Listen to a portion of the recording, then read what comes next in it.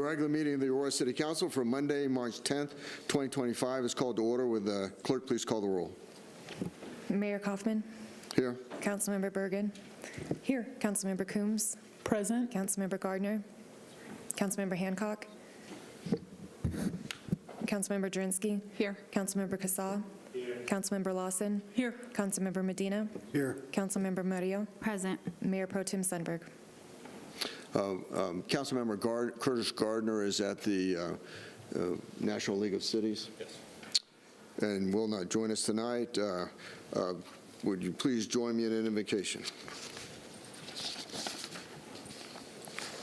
O Lord, our God and our Father, we come to you, and we ask that you look upon this particular gathering tonight to keep us safe and guide us in our decisions. Bless our city with honorable citizens, industry, sound education, and good government. Unite our community together, even though we come from different backgrounds. We pray that there be justice and peace in our city. Give the city council and citizens the wisdom, direction, and sensitivity to the business and proceedings before us tonight. Hear us, therefore, as we commit this meeting to the help of our community. Amen. Please join me in the Pledge of Allegiance. I pledge allegiance to the United States of America and to the republic for which it stands, one nation, under God, indivisible, with liberty and justice for all.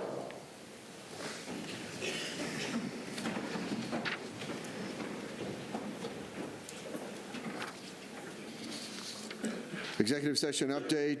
During executive session, council discussed a contract with a nonprofit and an affordable housing contract.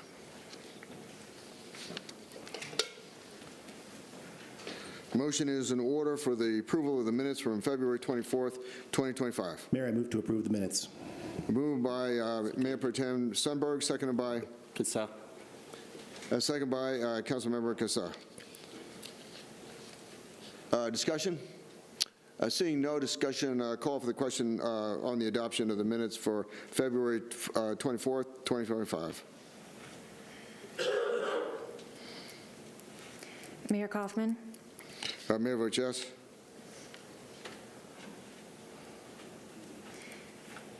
Councilmember Murillo. I was not here, so I'm going to abstain. Okay. The motion passes to adopt the council meeting minutes for February 24th, 2025. Motion is in order for adoption of the agenda. Mayor, Councilmember Coombs. so moved. It's been moved by Councilmember Coombs, seconded by Mayor, second. seconded by Councilmember Bergen for the adoption of the agenda. Discussion. Seeing no discussion, call for the question on the adoption of the agenda.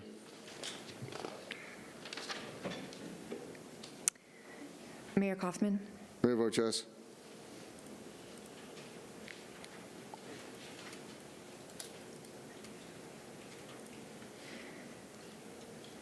Councilmember Murillo. Yes. The motion passes to adopt the agenda. Next item before us is the adoption of the consent calendar on motions. Item number 9C1 to 9C2.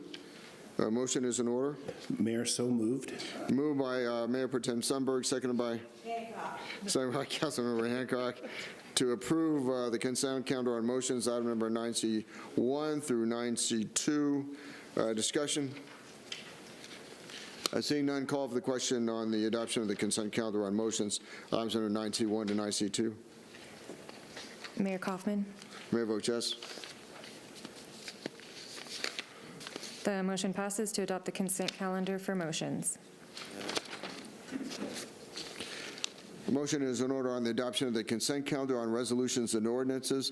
Item number 10A1 to 10B4. Mayor, Councilmember Bergen. motion to approve 10A1 through 10A4. 10B4. It's moved by Councilmember Bergen, seconded by Jurenski. Councilmember Drinsky to approve the consent calendar on resolutions and ordinances. Items number 11, items number 10A1 through 10B4. Discussion? Seeing no discussion, call for the question on the adoption of the consent calendar on resolutions and ordinances. Item number 10A1 through 10B4.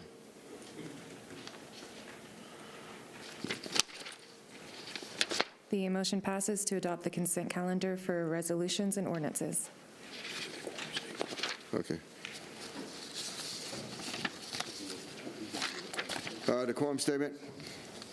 Council wants to receive public input on agenda items. You are asked to follow the same rules that council follows, including no attacks of a personal nature or causing a disturbance. We would ask you to refrain from using profanity, as children may be watching. As mayor, I have been asked by council to admonish speakers for noncompliance. Please respect those who are speaking, whether you agree with the content or not. Outbursts from anyone are not permitted. Please allow everyone the opportunity to be heard. Public comment on agenda items is limited to council rules to 30 minutes total, and each speaker is allowed 3 minutes to speak. Comments on agenda items must be related to the agenda item.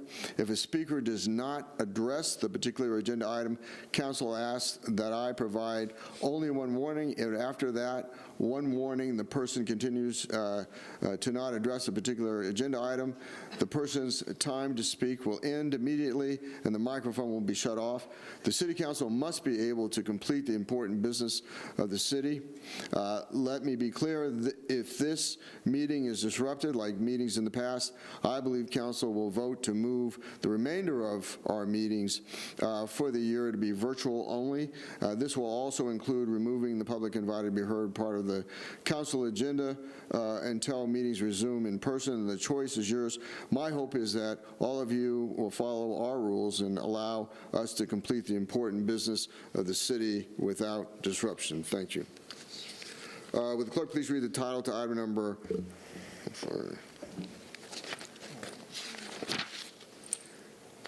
to item number 11A.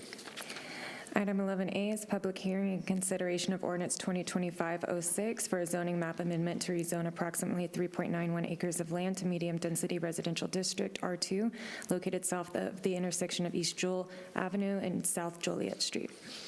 Brief presentation by staff. Oh, I'm sorry. The public hearing is now open. Brief presentation by staff.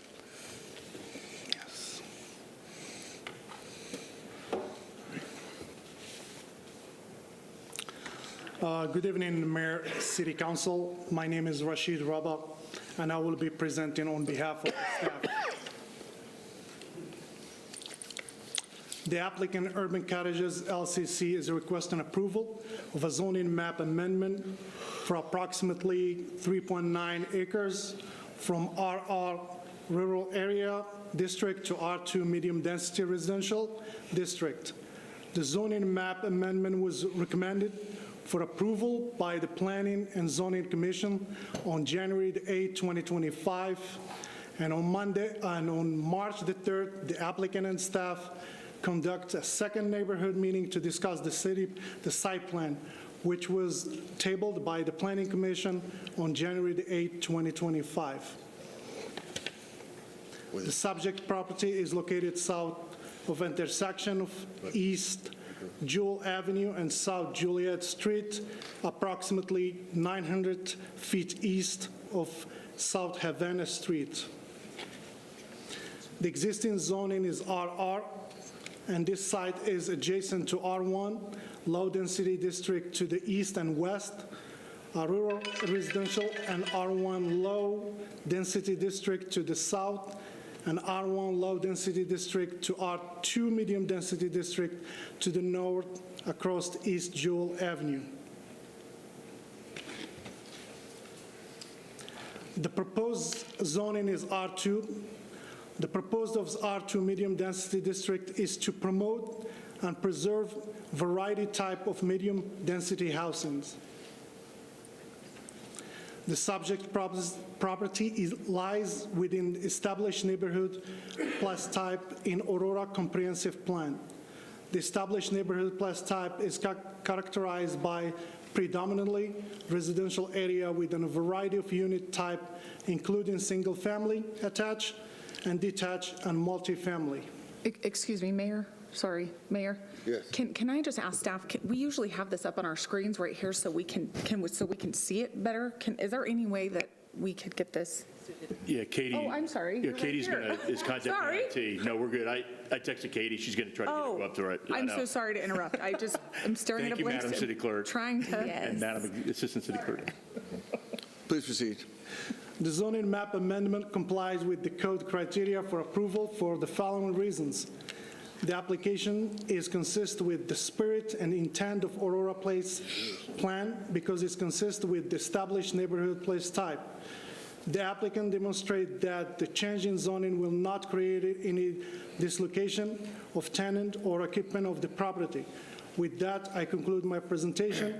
Thank you. The applicant is available for questions and has a presentation if the council wants them to present.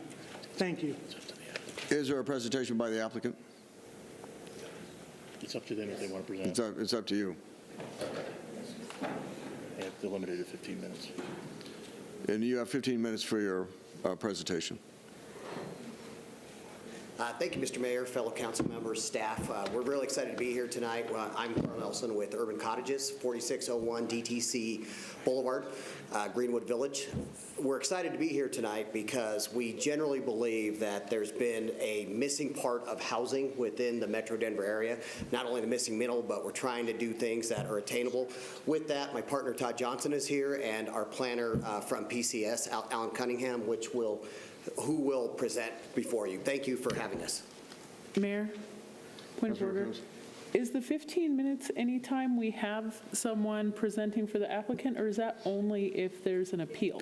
So this is a regular public hearing, so when an applicant does do a presentation, they are limited to 15 minutes. Now, that doesn't mean after the members of the public that have signed up to speak, you can ask anybody any questions.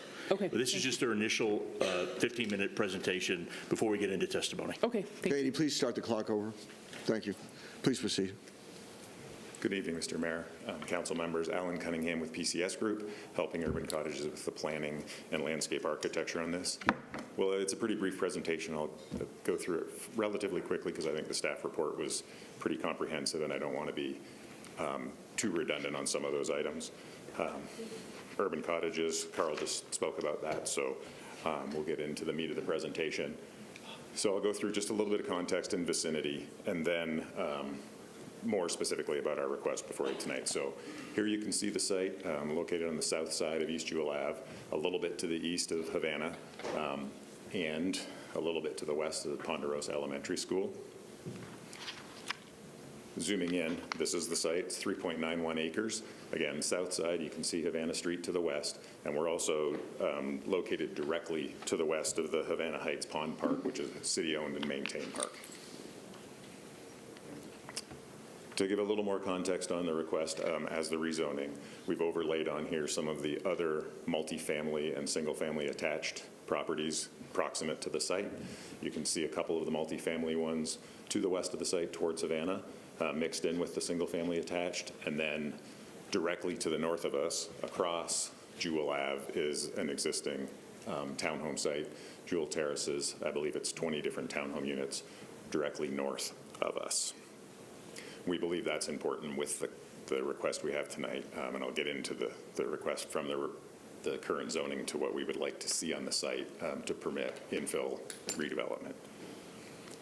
A couple more to give you the context, just a bird's eye looking from generally Havana to the southeast. The site's highlighted on the left side in green, and this shows some of those multifamily and single-family attached properties that are surrounding our site. Another view from the north, kind of looking south, sites in red. That's the Jewel Terraces townhome development that's directly across the road from us that I mentioned previously. So as Rashid mentioned, the site is zoned RR. You can see the one property to the south that's also RR, and then the general context of the area with R1 and along Jewel. You'll see a mix of R1, R2, and R3 zoning. This slide, zooming out to give a little more context, because I think this is important in terms of the request. There's the site on the left side of the screen. It's got a black box around it, and then I put the circle on it too to help you see it. So this slide goes essentially from Dayton which is over by Parker Road on the very west side of the city. All the way east, you can see 225 in the middle and goes over towards Chambers Road to the east. It's about a 3.5-mile stretch of Jewel. And this is the only property along Jewel that is zoned rural residential on either the north or south side along this entire length. It's a little hard to see on there, but kind of went through it all and made sure. So with that, and the context of wanting to have some infill redevelopment, obviously rural residential is not super conducive to that. An older designation that probably made sense at some point in time, but things have changed, and I'll get into that in just a second. So with the request, as mentioned, wanting to rezone the site to R2 from RR. So taken from Aurora Places, again, there's the blue arrows on the site to show you right at the west edge there. The property is located very close to the city corridor designation. It's in the established neighborhood. And in that established neighborhood, the primary uses, as you can see here, also taken from Aurora Places and highlighted with the box. Those primary uses within established neighborhood are single-family detached, single-family attached, as well as multifamily housing. And I think one of the important policies of the comp plan relative to this request is the policy of housing for all.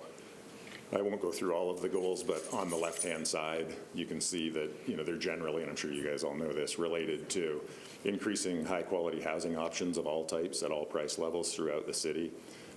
We believe that this rezoning request from RR to R2 will help facilitate that with an infill development that would allow a mix of single-family detached, attached, or multifamily on the property. In terms of the criteria of approval, we believe that we fall under the second bullet point here. There hasn't been an error, but there's been a change in conditions over time in the neighborhood.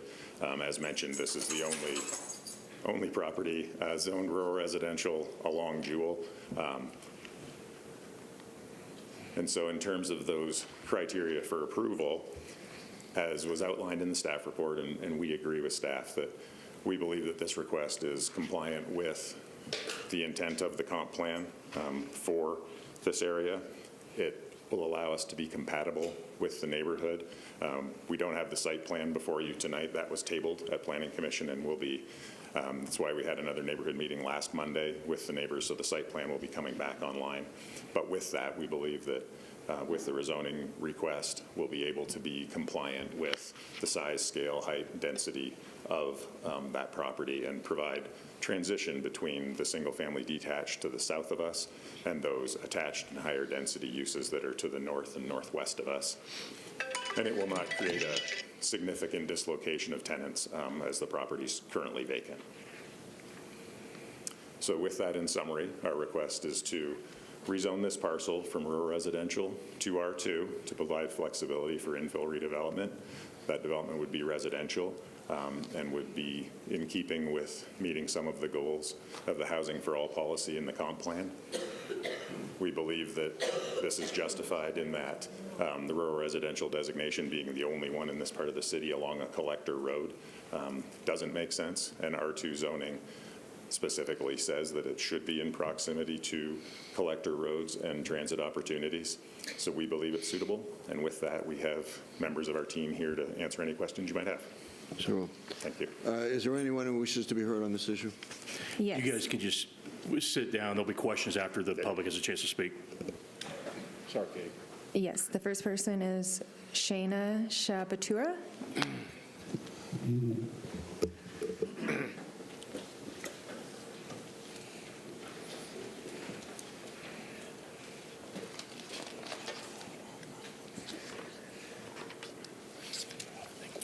Good evening, Aurora City Council and Mayor Kaufman.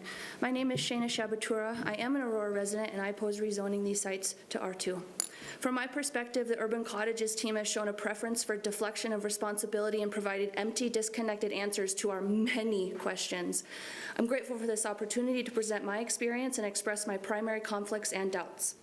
Number one, the bird of prey nest evidence emailed to Rashid earlier today regarding pines in the southwest corner of the property. We've been preaching this and their protection since day one, but last we heard the Urban Cottages team said they couldn't identify one. Number two, the April 2022 letter from Xcel Energy stating PS Co. owns and operates an existing natural gas distribution main running north-south through the middle of the subject property. But last we asked, the Urban Cottages team believed they didn't identify anything. I have an alternative R1 site plan that would accommodate this line and match the neighborhood, if you would like to see. Number three, the natural resources that exist beneath the land, 2 wells. The townhomes across the street are irrigated by well water, but the Urban Cottages team repeatedly states there's no concern and they haven't identified anything. Number four, we've been assured that a civil plan engineer has worked on this project ad nauseum and that our well-known concern about drainage shouldn't actually be a concern because of the alleged studies they've done and the alleged engineering review that's been done. I'm stumped at how the Urban Cottages team can say, given the topographical challenges and site constraints, that sinking, settling, and erosion aren't identified as a concern. We are not reassured by them, and especially because we have looked for and cannot locate these up-to-date studies or reviews. Number five, in the mailed notices to us, it states, quote, enclosed is a list of the abutting property owners, unquote. Yet no one received such a list, and when asked, the responsibility was deflected to Rashid. Number six, there was clear miscommunications about the neighborhood's biggest initial issue, traffic, which they deflected to us and suggested we work with city staff. Ultimately, I understood them to say they are too small to have an impact on Jewel. Speaking of too small, I understood them to say that because of the infill project, they are exempt from providing amenities beyond the basic. Instead, they will be piggybacking off of the already existing and exhausted resources. Bring back the playground they had in their second revised site plan. The request to rezone these sites to R2 medium density should be rejected because of the historically intense neighborhood opposition to these infill projects and how out of place it would be on a site with incessant site constraints, no less. Because of Urban Cottages' behavior, I fear they aren't going to commit and will instead abandon to the highest bidder. But we support the Aurora Places plan for growth and development, but not at this site. Thank you for your time. Kyle Weber.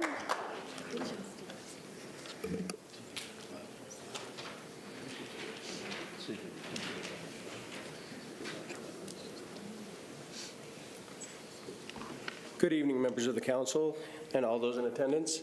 My name is Kyle Weber. I reside in Aurora. I actually live in an abutting property to this proposed site.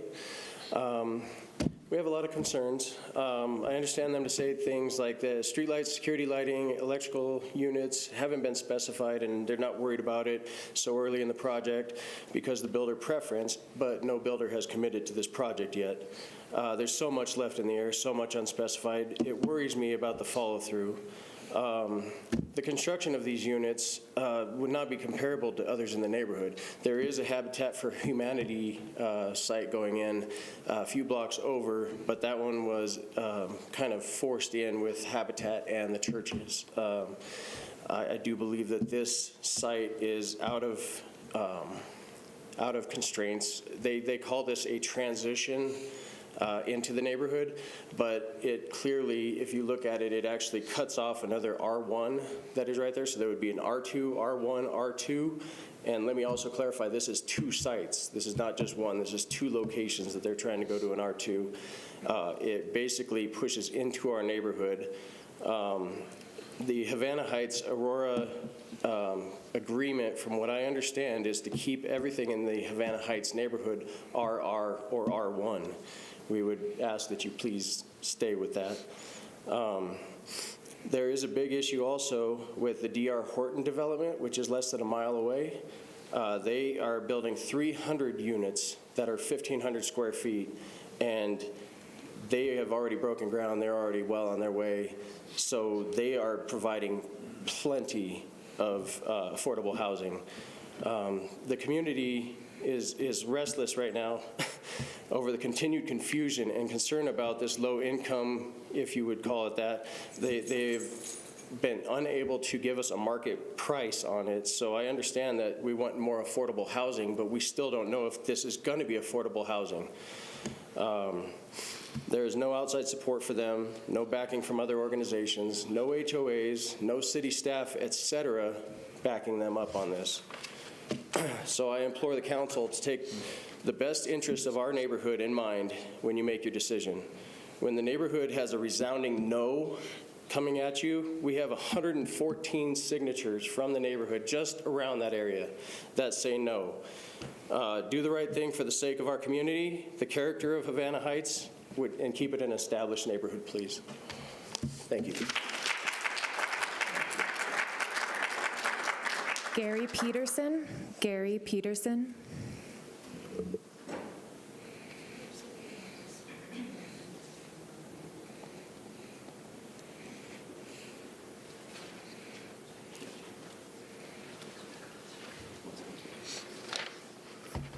Good evening, Council. It's a pleasure to appear in person.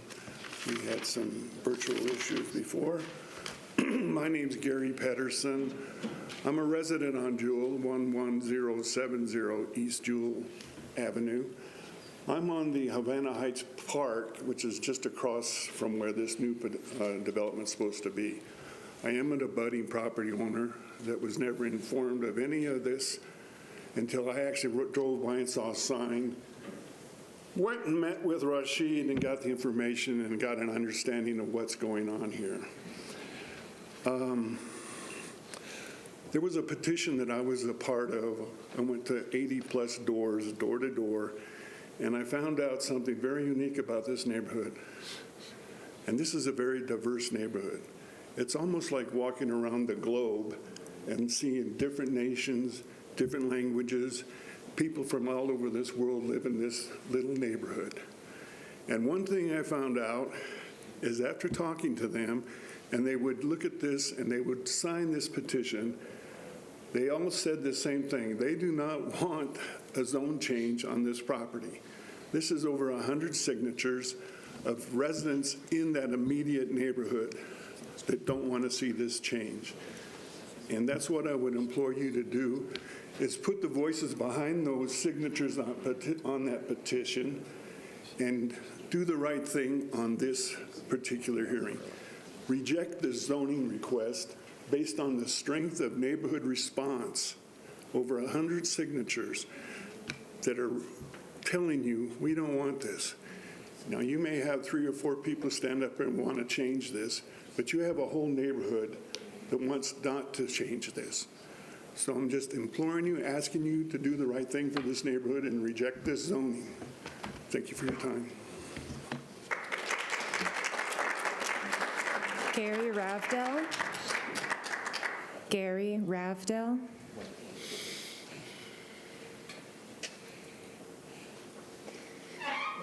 Okay, that was the last individual.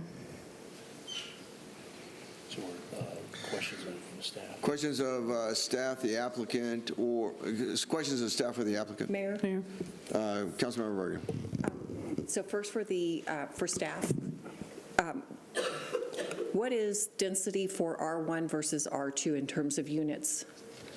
So R1 is only for single family.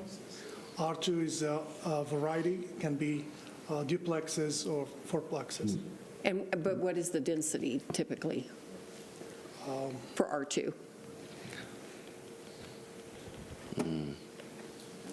Is there anybody that's present tonight, staff, that could answer that question? Do we have DUDU?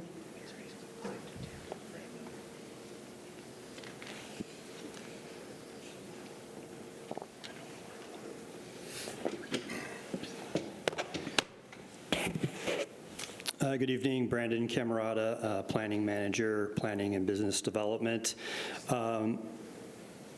Basically, our code's not situated to specifically call out densities per district.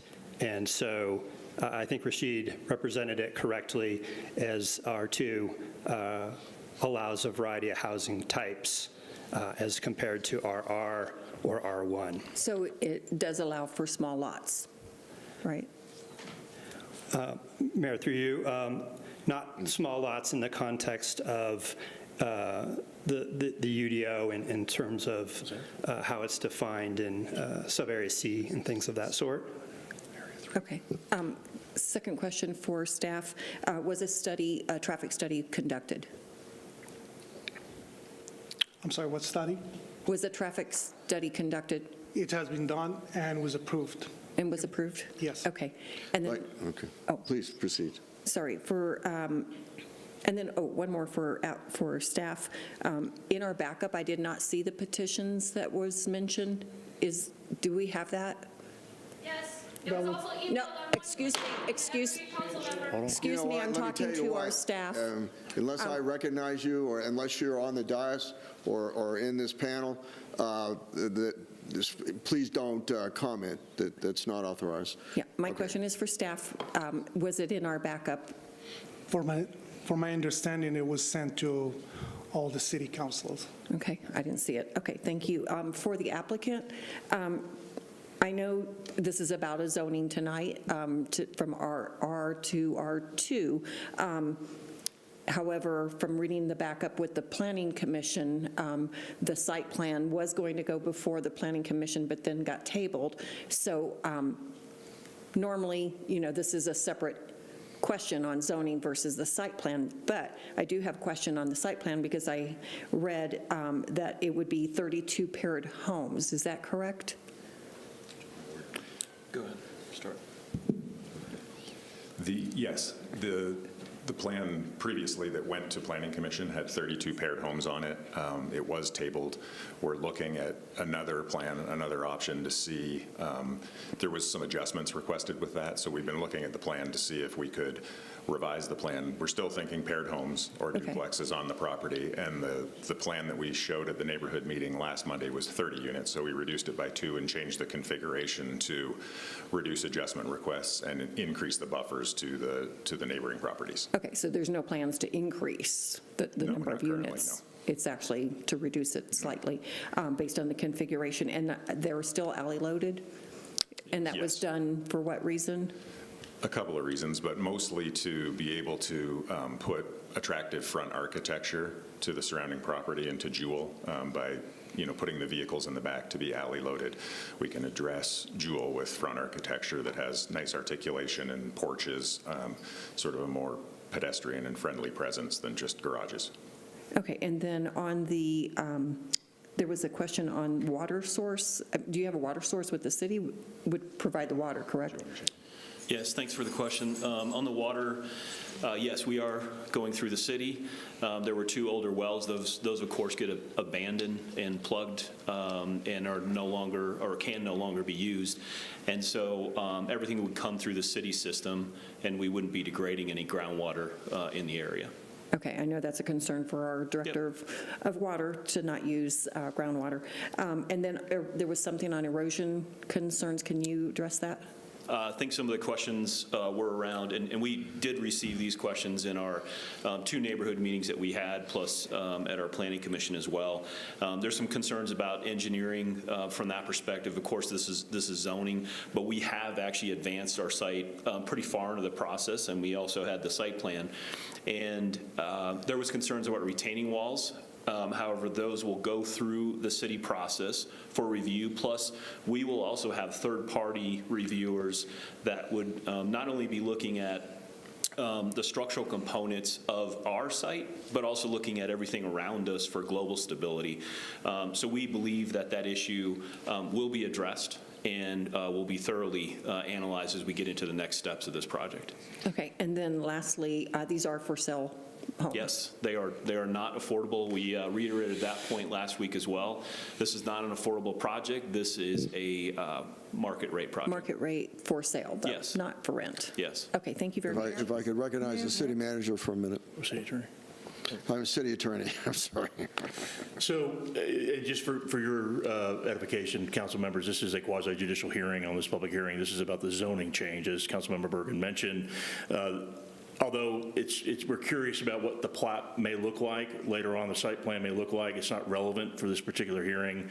And so I just want to remind you as we make the record for this particular case that we're just talking about whether or not council supports going from R1 to R2. The site plan would come later. No, Mayor. Councilmember Coombs. Yeah, so I had a couple of questions pertinent to this. The first, just for staff, was staff provided with a list of individuals that was contacted by the applicant? Yes, Okay, and that is on the public record? yes. Okay, thank you. And then I just had some other questions about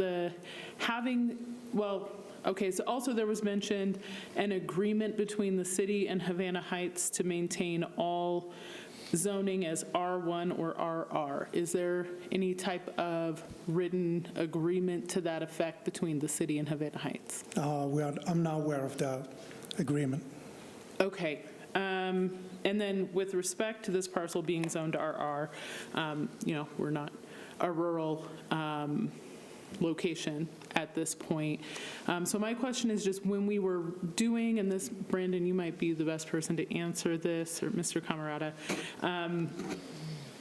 when we were doing the comp plan amendments, when council was doing comp plan amendments before my time on council, there were changes to zoning that occurred in that process. I think Ward 1 had a number of areas significantly upzoned. There were a number of other sites that were upzoned to MUC and MUR based on the place types. So I guess my question is, at that time, why were we not looking at sites zoned RR within urban portions of our city to also be changed at that time and in that process? Thank you for the question, Mayor. Through you, this is Brandon Camarada. I'm thinking what you're referring to is when we adopted the UDO and we translated the zone districts. And as you correctly identified, it related to primarily in the UDO, the MURs and the MUCs. And so basically, for example, MUC was previously our B1, B2, and B3s. And so basically we had a formulaic renaming of those. We did not get into renaming, we did not rename the residential districts, number one, through the UDO. And as a general rule, we did not go through any changes like we did for the others. Okay, that's helpful, Mayor. Can I continue? Further questions of staff or the applicant? Mayor, sorry, can I continue just Please with continue. a couple other questions? Thank you. Okay, so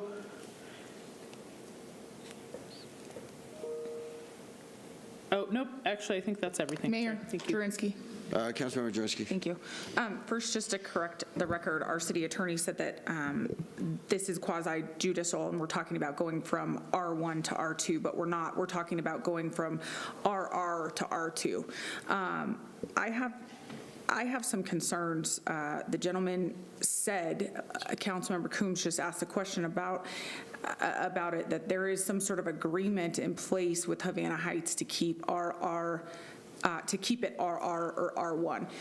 With respect, I have found multiple times where city staff doesn't always have the correct answers for us. I would like some more information. If this neighborhood has information that there was an agreement that this was ever discussed, I want this information. So if they have something that they could present or provide, I would like that, because if that agreement was made, I want to know about it.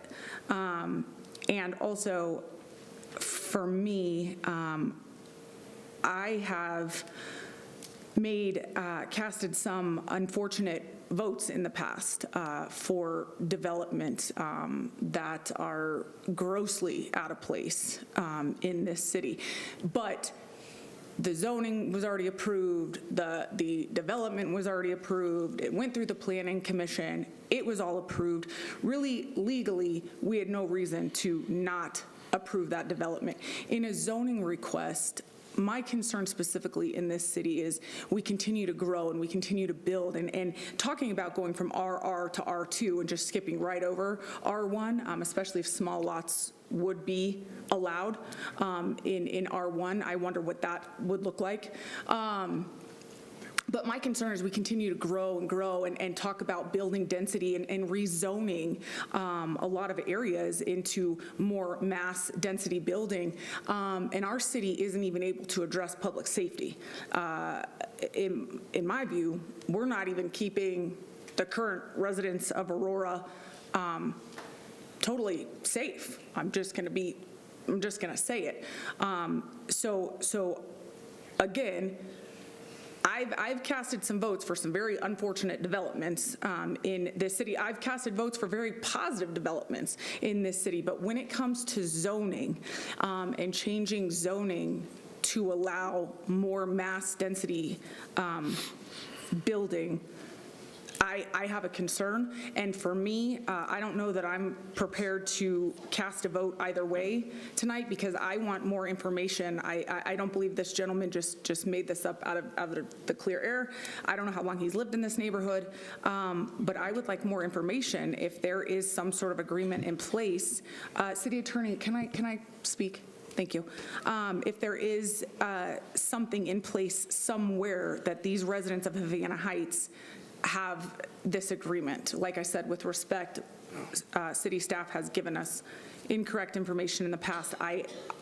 Without knowing that for sure, I don't know that I'm prepared to cast a vote to rezone anything from RR to R2. Mayor? Councilmember Hancock. So I'm looking at this site map of the existing RR zone district here, and looking at this map, there's the RR in the center in that blocked area that you mentioned, but then there's another a little ways down that's also RR, and I'm just concerned. This is an odd configuration here that I'm concerned about, and like the other gentleman said, if there is an existing agreement, we would need to know about that, because this neighborhood, it's all encompassing here. You've got RR, R1, R2.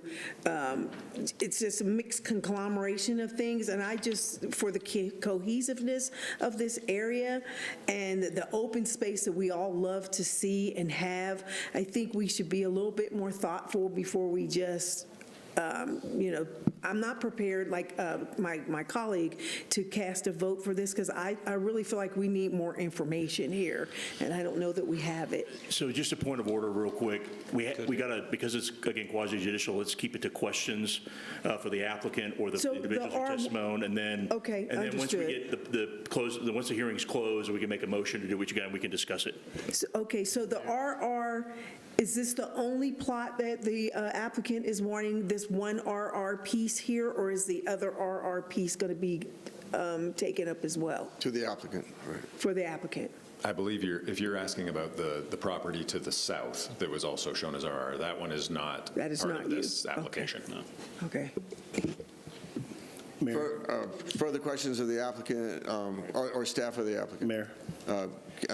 Mayor Pro Tem I know we're not Sunberg. looking at we're not looking at a site plan here, but you had mentioned that this project will quote unquote match the neighborhood. What are some elements that you're considering, and what does that look like to help match the neighborhood? If I said match, I meant to say I think that it provides a transitional opportunity with the higher density that exists along Jewel and to the west towards Havana with those multifamily and attached sites, recognizing single-family detached to the south of us. And again, I know the site plan wasn't part of this, but the concept is with paired homes there, that serves as a transition between the single-family detached homes and the higher density projects that are to the north and northwest. Further questions of staff for the applicant? Mayor? Councilmember Gasol. Okay, so for the applicant, so were you guys able to discuss or address, this issue with concerned citizens? Do we have some kind of data that you guys discussed with them? Referring to data on the zoning side? Yeah, here's what I would say to that question. I appreciate you asking this. We'd love to give you feedback on this.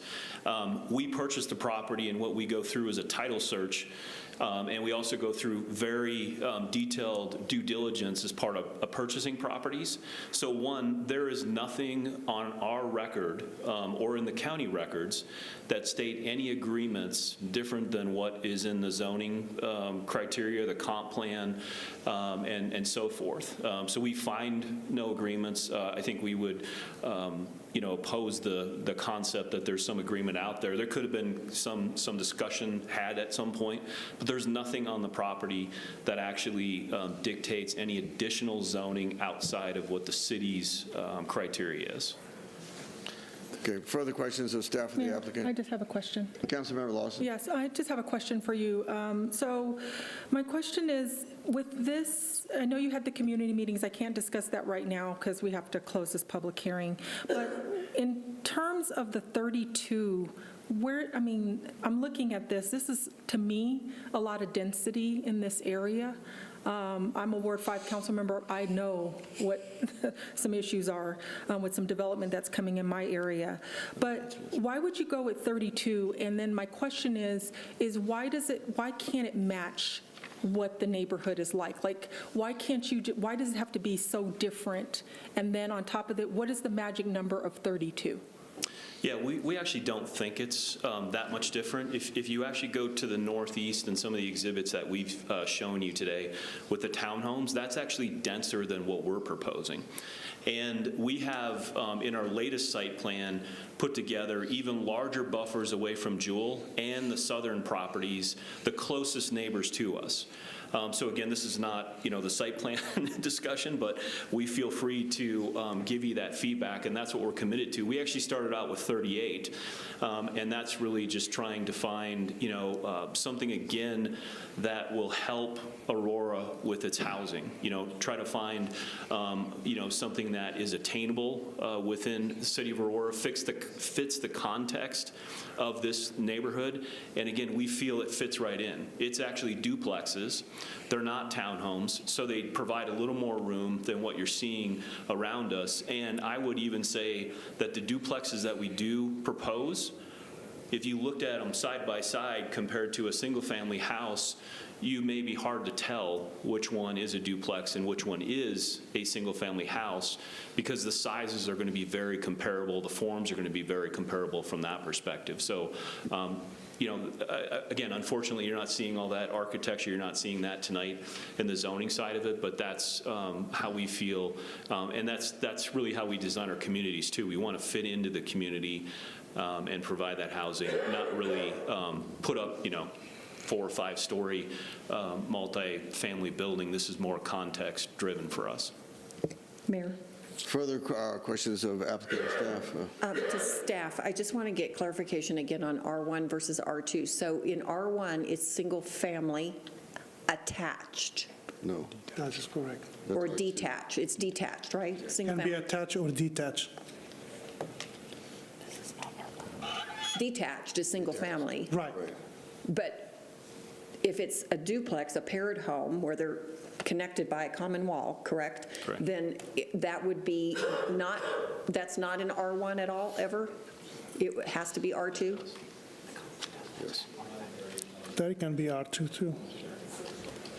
Hold on. Not in this area. Oh, it's because of the area A, B, and C? Yeah. Right, that is because of sub-areas. Okay, But so he was checking, Okay, he's checking out the checking. table.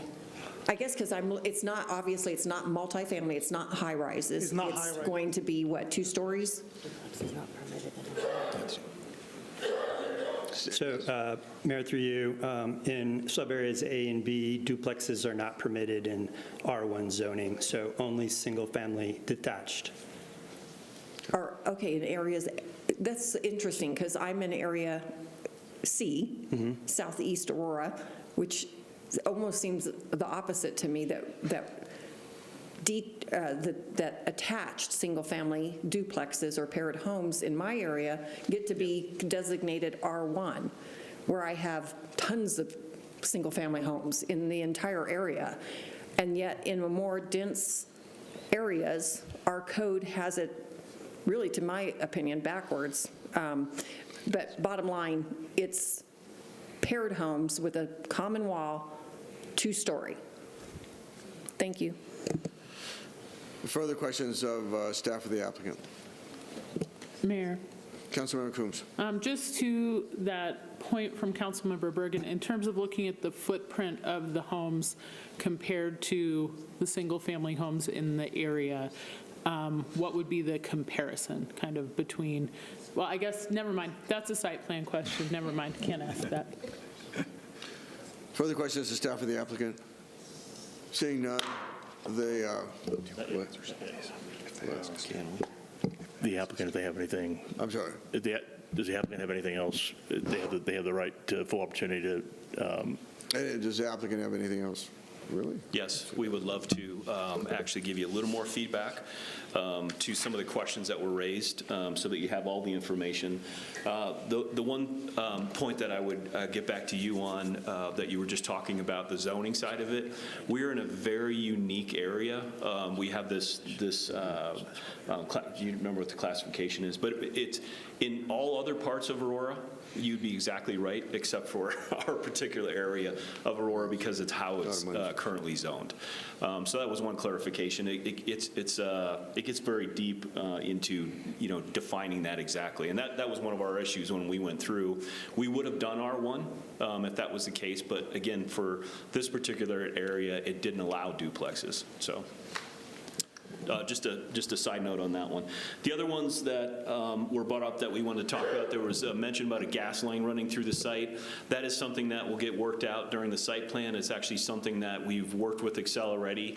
And so it's a service line that runs through the project. When we redo our project, all of that will be re-hooked up and connected, to the existing lines to the north and to the south. That's something that we deal with constantly on all of our projects. From the traffic perspective, we actually did a study very early on.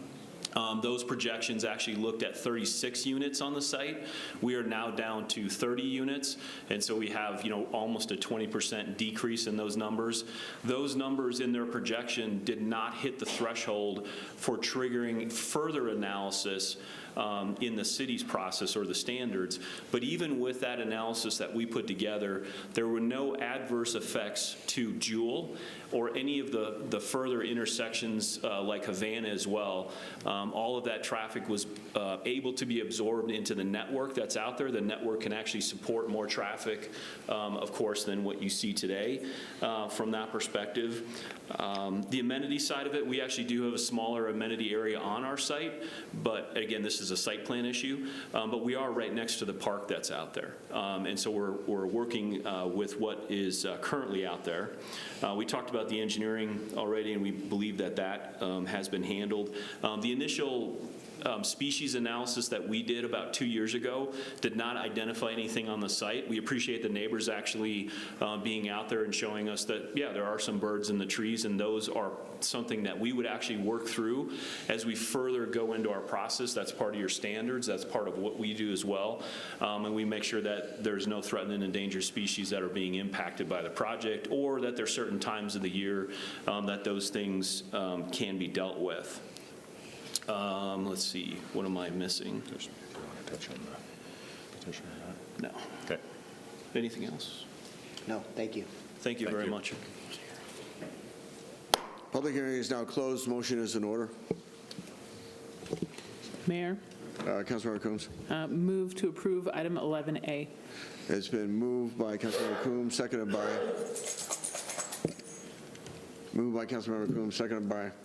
Bergen. Councilmember Bergen to approve item number 11A. Further discussion? Mayor Trinsky. Councilmember Jurenski. Yeah, thank you. Again, this one is really, really tough for me because I committed, and I think I've talked to some of my colleagues about this a while back, that I don't care to change zoning in our city to I don't care to change rezoning right now at all, period, to be quite honest with you. But what we have seen before, and this is a quasi-judicial role for us, and I just think that this creates somewhat of a slippery slope moving forward, changing the zoning from RR to R2 2, I just find pretty drastic regardless of what it should or shouldn't be. It's what it is. It's currently zoned as RR. And I just feel like, again, in the past, I have had to cast some votes for some really unfortunate developments in this city, but it is because we serve in a quasi-judicial role, and these developments passed everything. They met our code. They had the correct zoning. And legally, there was really no real reason for me to cast a no vote against the development. But where we can stop these unfortunate developments from happening, and I'm not saying that your development is going to be unfortunate, but because we're only allowed to talk about zoning and we're not allowed to talk about your design plan, although I am curious why the playground was taken out. That's very unfortunate. This is where we stop the monstrosities and the out of touch and out of place developments in our city.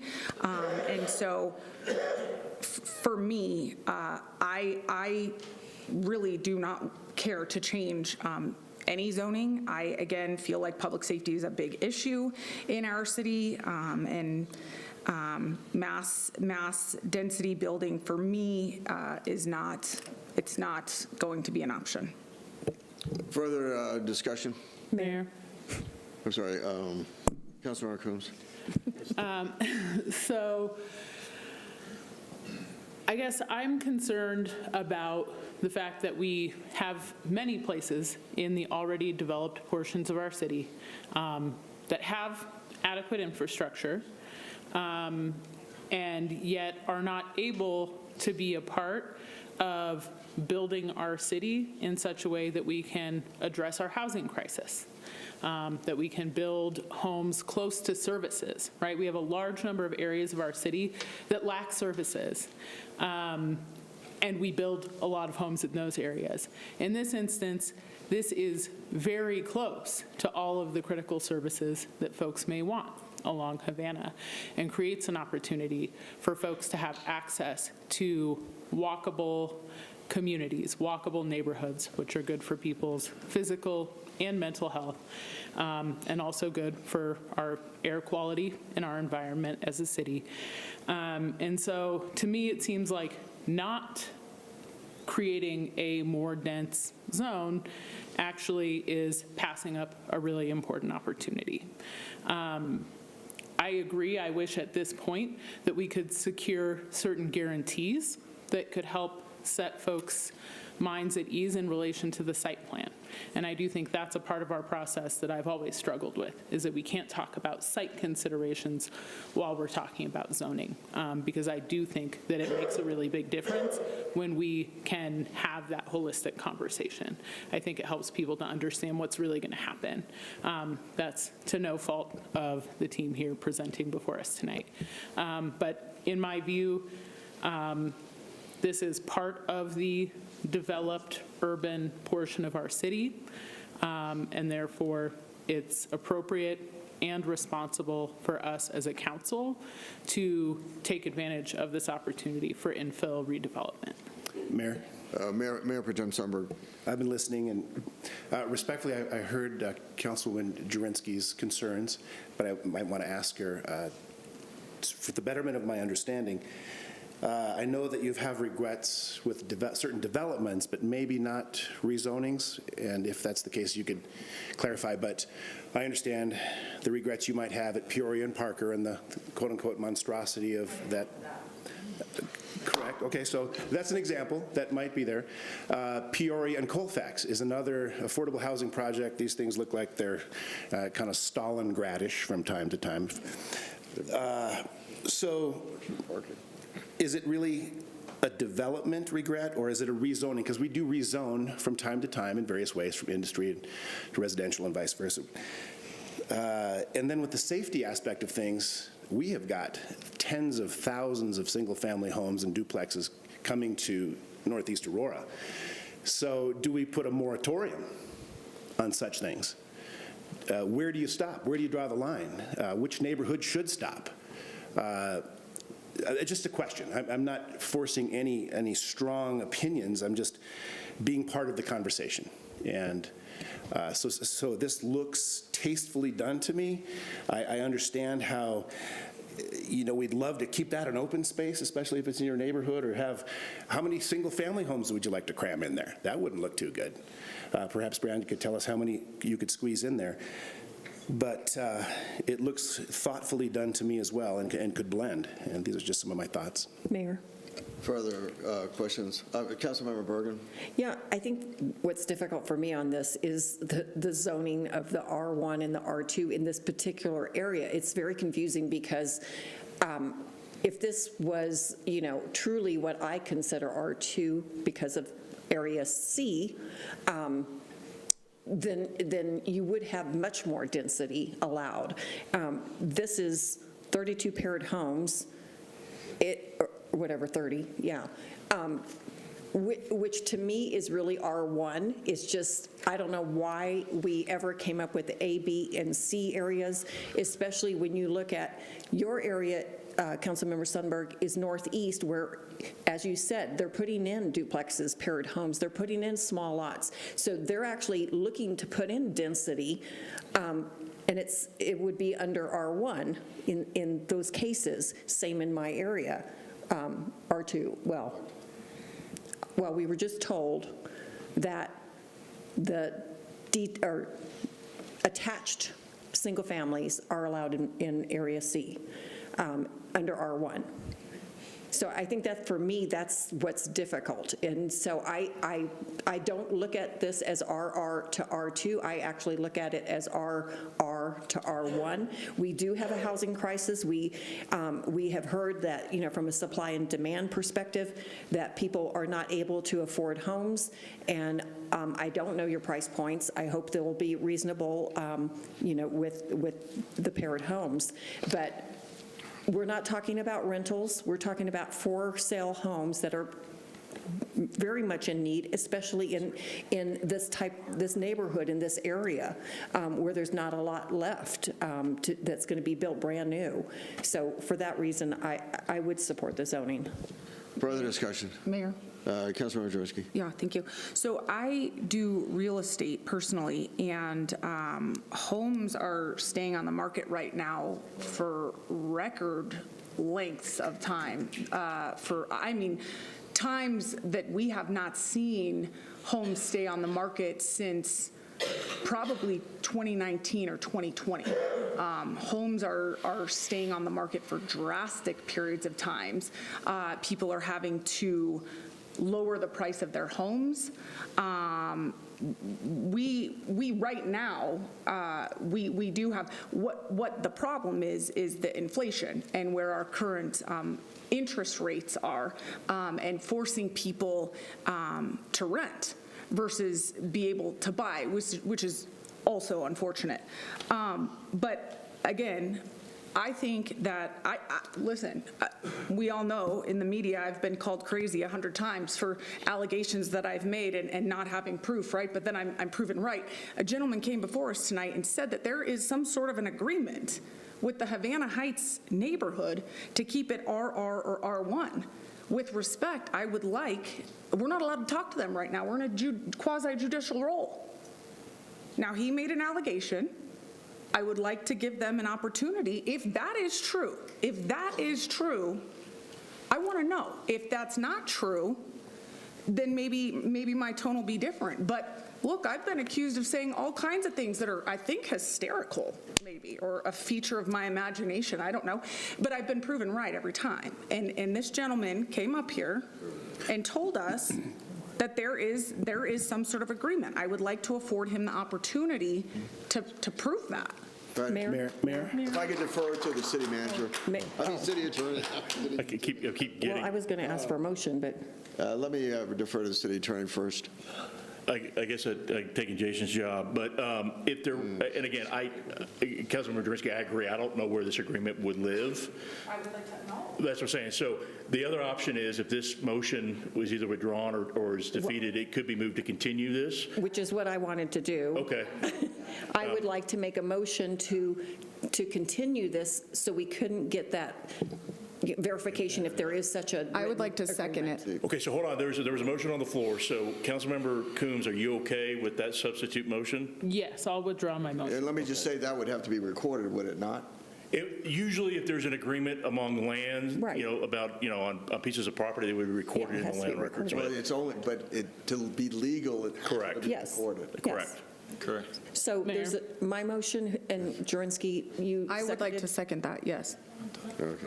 Councilmember Coombs? So I just want to confirm that's, I am withdrawing my motion because you kind of went on to some other topics.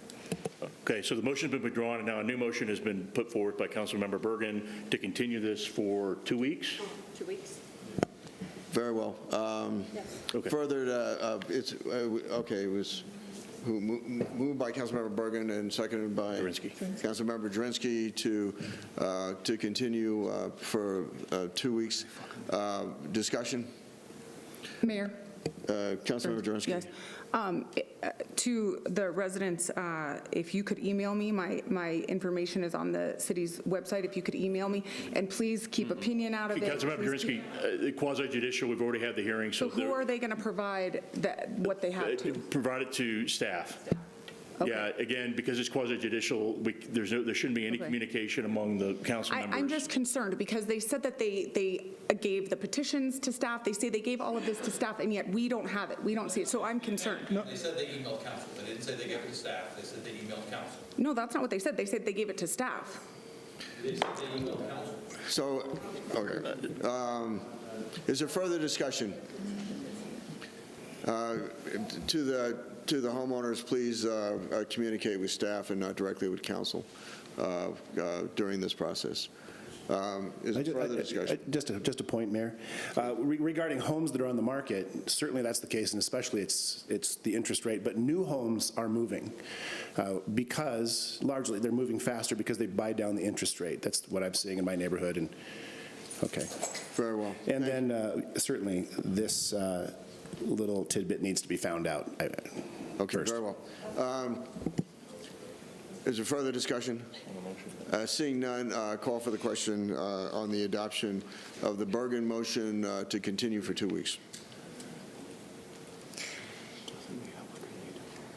And for clarification, this is for the next regular council meeting. Is it Mayor Kaufman? Mayor votes yes. Councilmember Hancock?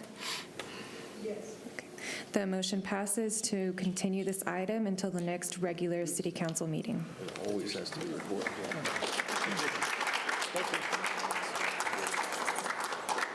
Will the clerk now please read the title to item number 11B?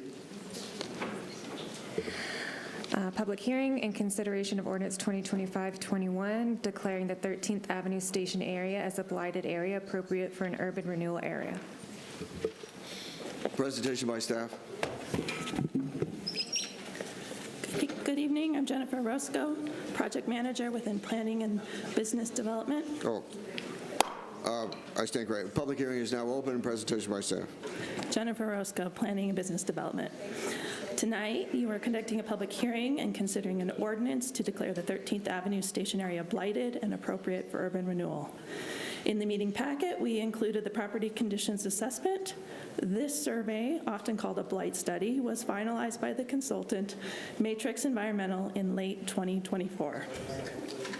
The study area includes approximately 108 acres surrounding the 13th Avenue and Colfax light rail stations.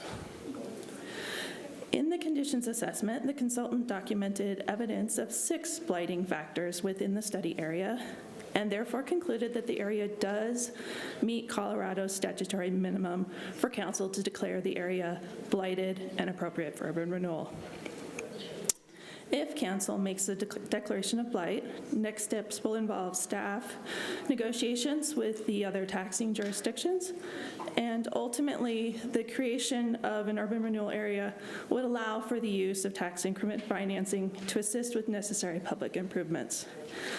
Mainly in this case, we would be talking about the extension of Dillon Way and construction of a bridge across Tollgate Creek. That concludes my presentation. Questions of the applicant, which is the city? Seeing none, is there anyone who wishes to be heard on this issue? No. Public hearing is now closed. The motion is in order. Mayor, Councilmember Coombs. move to approve 11B. It's been moved by Councilmember Coombs, seconded by? Mayor, second. Seconded by Councilmember Lawson to approve item number 11B. Discussion? Seeing none, call for the question on the adoption of 11B.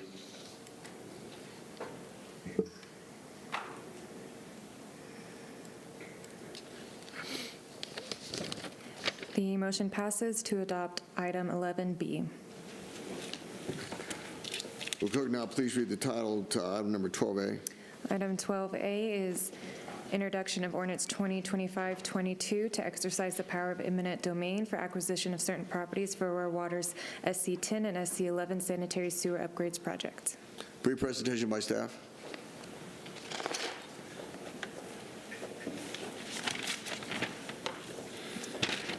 Good evening. My name is Hector Reynoso. I manage the Rural Property Services Division in the Public Works Department. The Aurora Water Department is proceeding with, the City of Aurora is proceeding with Project Aurora Water SC10, SC11 sanitary sewer upgrades. The purpose of the project is to upgrade and rehabilitate existing sanitary sewer in the city to replace aging infrastructure and to accommodate increased flows, capacity flows in the future. The project spans Arapahoe and Adams County, and in order to safely construct the project, acquisition of property interests from 22 property owners is necessary. In 2024, city staff provided the requisite notice of intent to acquire to all 22 property owners. As of today, we have closed with 20 of the property owners. The remaining 2 property owners have been slow to respond, and staff has reached an impasse. And in order to avoid a delay of work or any liquidated damages, staff is seeking an ordinance to authorize eminent domain. So the question for council is, does City Council approve the ordinance authorizing the use of eminent domain pursuant to Aurora City Code Section 1212 in order to acquire the necessary property interests for the construction of Aurora Water SC10, SC11 sanitary sewer upgrades project? Questions of staff by council? Mayor? Councilmember Bergen. As you know, eminent domain is very controversial. Can you explain the situations when we do consider eminent domain? Obviously, this is for water infrastructure, water sewer. Correct. So eminent domain can only be used for a public use project, such as this sanitary project. Eminent domain is always a last resort.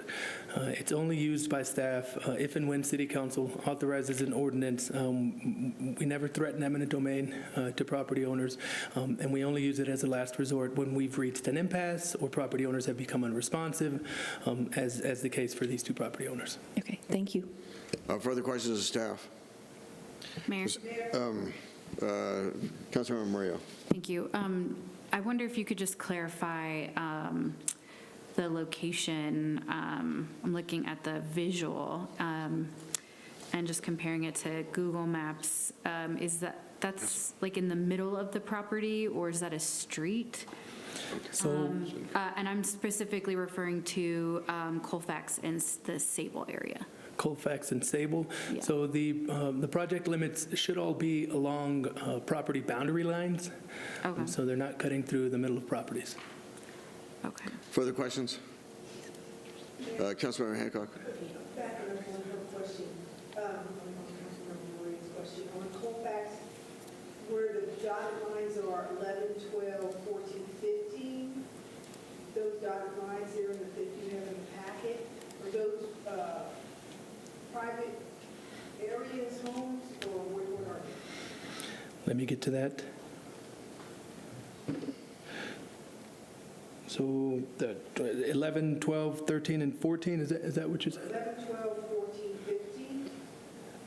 So 14, 15, and 16, we have closed with those property owners, and those were easements that we acquired along the front of that property, along Colfax Avenue, as well as 11 and 12. We've also closed with those property owners, and we're also acquiring an easement along the front of the property adjacent to Colfax.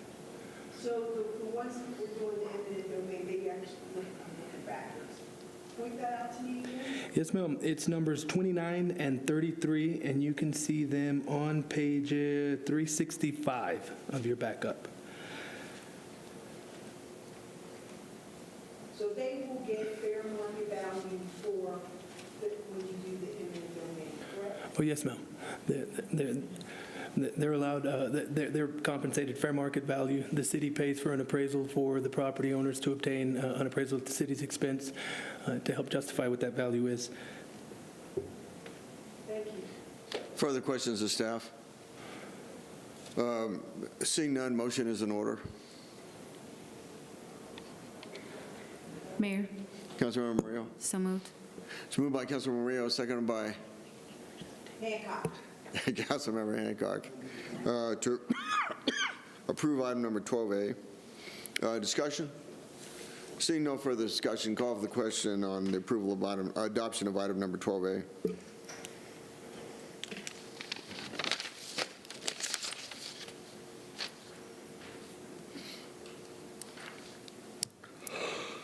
Councilmember Coombs? Yes. Councilmember Lawson? Yes. The motion passes to adopt item 12A. Thank you. Reports, Mayor has no report. Councilmember Coombs? No report. And Councilmember Gardner is at National League of Cities. Councilmember Drensky? Thank you, Mayor. Just to report, our animal shelter is, in the past few days, putting out kind of an emergency message on their social medias. They are in desperate need of donations, mostly items. They'll always accept monetary donations, but mostly items for the animals at our animal shelter. They remain in a dire situation. So I would just encourage everybody to make a donation. They have an Amazon wish list. You can have stuff shipped to them directly off their wish list, or you can drop donation items off physically to the shelter. Councilmember Kassar? So last week we had an incredible celebration of Adwa, an African victory here in the beautiful chambers of Aurora, and honoring a true historic moment of the Black African history. It was an honor to attend along with Mayor Kaufman. So special thank you for the City Council and then also the Immigration Affairs Department, Ricardo. And then also I'm announcing a Business Advisory Board appointee, Mr. John Blum. So thank you. Mayor Pro Tem Sundberg? I got a brief one. It's a new one. It's a record. One item. I attended a collection of a couple of different food banks. You know, we got the King Food Bank of the Rockies and a small one partnering, feeding veterans, giving them food bags. And I met a 97-year-old World War II veteran. There are very few of them anymore, right? Mm-hmm. And this gentleman, sharp as a tack, he was actually in boot camp during World War II. That explains how he's probably still around. But, and then he was called back into the Korean War. But it was an honor to meet him, and it's great to see a number of entities and just organizations in our community constantly coming together to better our community. It happens all the time. It's not always seen, but we got a lot of great people with big hearts really making this community better. Thank you. That's a record. Councilmember Medina. Thank you, Mayor. I got my city town hall meeting tomorrow, 6:30 to 8, right across the way at the Central Library. We'll have Chief Chamberlain come and address any questions and concerns people have. Thank you. Councilmember Hancock. Thank you, Mayor. I don't know if you've seen this. This magazine, Aurora Creates, it's available at the Aurora Public Libraries. It has a plethora of things that you can do around our great city, as well as Aurora public art. And I know that you've seen these art pieces all around, and you wonder, where the heck did those come from, and who created them, and who's the artist? Well, you will find out by looking at Aurora Creates. It's a free magazine, Arts and History Month, March through April, right here, 2025. This is a city magazine that gives you information about what's going on around the town, and that is my report. Well, thank you, Councilmember Hancock, and thank you for your recommendation to me to get into the art world as a street performance artist. Oh. Yes, you're an excellent busker, Mayor. Councilmember Lawson. Thank you, Mayor. I just announced that my 2 town halls that are coming up in March 18th at the Central Rec Center, and also on the 22nd at Heather Gardens, and that one will be from 10 to 11:30. The one at Central Rec will be at 6:30 to 8. We will have the Chief Justice. Well, I mean, we'll have. Chief Judge. I can't get it together. We'll have Sean Day, he's our Chief Judge, and he'll be presenting. Well, I think we're done. Oh, Councilmember Bergen.